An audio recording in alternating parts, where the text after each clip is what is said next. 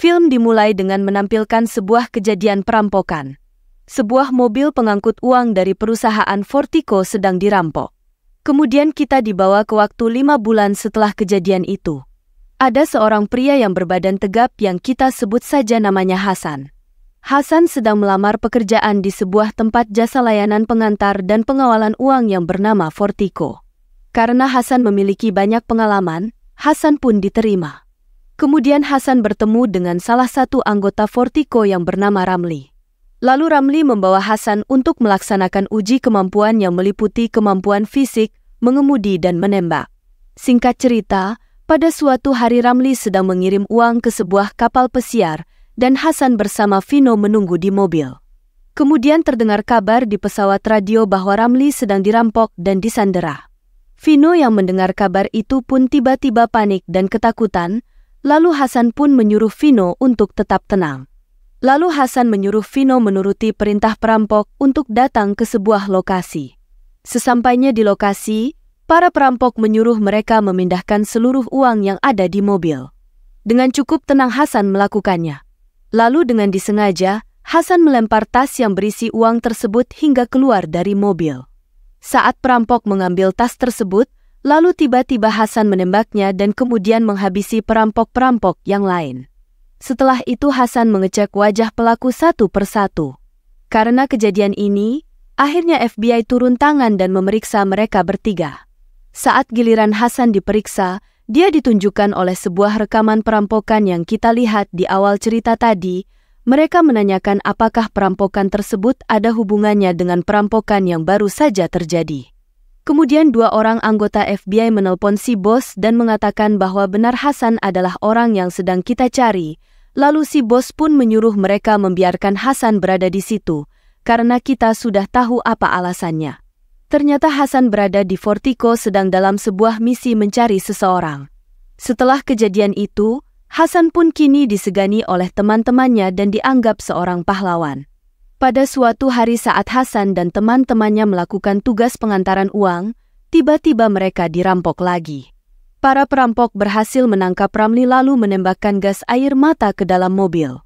Dengan cukup tenang, Hasan pun keluar dari mobil melalui pintu belakang.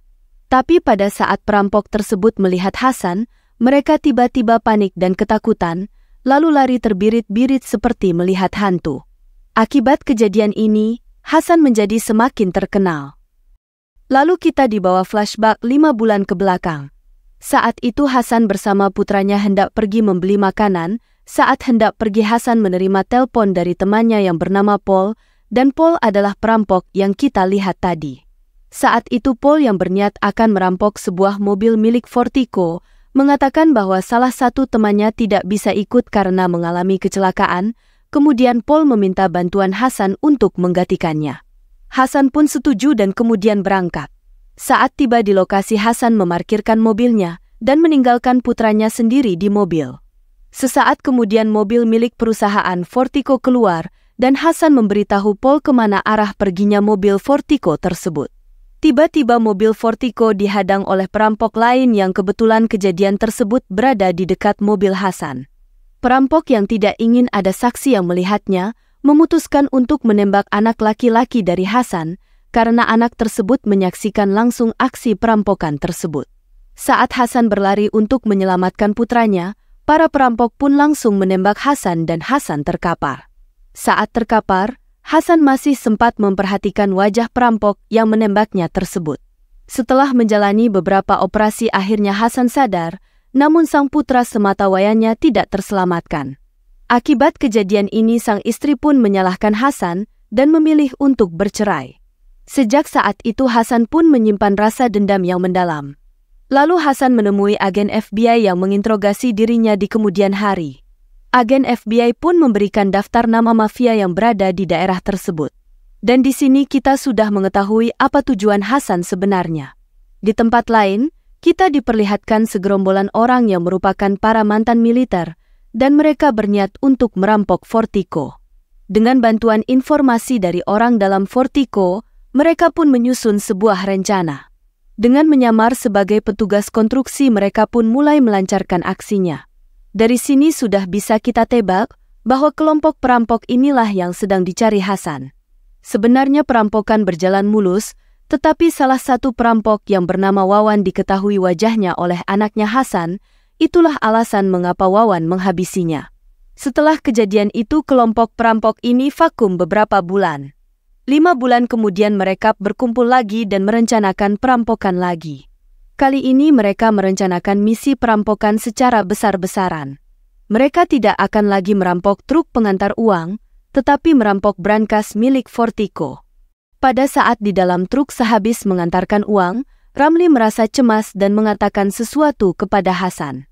Ramli bercerita bahwa dia adalah orang dalam yang selama ini bekerja sama dengan perampok. Dan Ramli juga memberitahu Hasan kalau hari ini teman-temannya akan merampok brankas di dalam Fortico. Ramli pun meminta Hasan agar mau diajak bekerja sama, dan Hasan pun menyetujuinya. Lalu mereka tiba di sebuah tempat untuk menjemput para perampok. Di situ Hasan diikat tangannya dan diambil senjatanya. Kemudian mereka menuju ke Fortico. Akhirnya mereka berhasil masuk ke ruangan brankas Fortico. Saat itu Hasan tidak bisa berbuat apa-apa karena tangannya terikat. Dan Ramli berpura-pura disandera agar bisa masuk ke ruang akses utama. Lalu para penjaga di sana memberikan perlawanan. Para penjaga pun berhasil dilumpuhkan. Akhirnya pintu akses utama menuju brankas berhasil dibuka. Dan mereka masuk lalu segera mengambil seluruh uang yang ada di sana. Saat kawanan perampok sibuk memindahkan uanag, Hasan pun langsung beraksi dan berhasil melumpuhkan seorang perampok yang menjaganya. Kemudian Hasan memakai seragam perampok untuk melakukan penyamaran, dan Hasan akhirnya berhasil melumpuhkan beberapa anggota perampok. Saat kawanan perampok hendak masuk ke dalam mobil, Hasan pun menghujani mereka dengan tembakan. Dan ketua perampok pun terkena tembakan di bagian leher sehingga terluka parah. Tanpa Hasan sadari, Ramli muncul di dekatnya kemudian menembak Hasan dengan membabi buta, dan Hasan pun tersungkur. Dari pertarungan tersebut kini tersisa 3 perampok saja, yaitu Ramli, Wawan, dan ketua perampok. Mereka lalu kabur menggunakan mobil lapis baja milik Fortico dan menerobos hadangan polisi. Mereka pun kabur ke sebuah gedung yang sudah mereka rencanakan. Lalu mereka mulai memindahkan uang tersebut dari dalam mobil, dan kemudian Wawan menghabisi sang ketua perampok yang saat itu sedang terluka parah. Lalu Ramli dan Wawan membawa tumpukan uang tersebut melewati sebuah lorong dengan menggunakan motor ATV.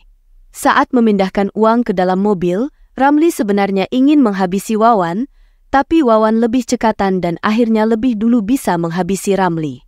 Kemudian Wawan pergi menggunakan sebuah mobil. Polisi pun gagal melacak keberadaan Wawan dan Wawan pun berhasil kabur.